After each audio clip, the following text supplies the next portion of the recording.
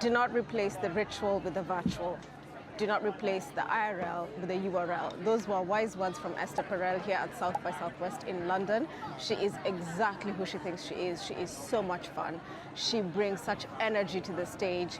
She's just everything you expect her to be and more. If you're new here, my name is Janet. I talk about AI, tech, and culture. Here are a couple of things that Esther said that stood out. One of the reasons why I pay attention to world-class therapists like Esther Perel is because they have their finger on the pulse of what's coming next. The future is all about things that people feel but they cannot name, and they tend to take those things to their therapist, who then gives them the language to figure out what's going on. So whatever industry you're in, you will not lose out by paying attention to therapists. When she wrote her book Mating in Captivity 20 years ago, the thing there was about the daily grind of relationships and how you try to work around that.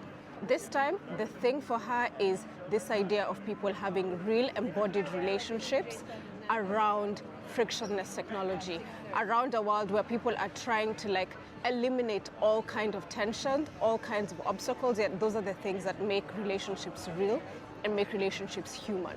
It's so useful to hear that reflected back from someone with Esther's types of experience. This ties into another term that she used, which is ambiguous loss. This idea that you can have thousands of friends on your phone, on your social media, but you don't actually have someone who can pick up your medical prescription for you.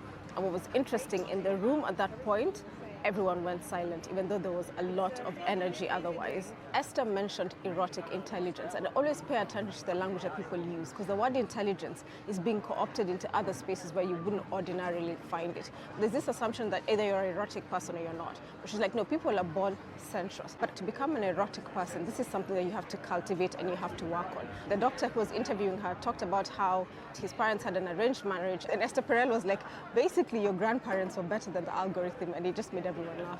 I'm going to get back into reading some of her work again. Any questions, let me know. I'll see you in the next video.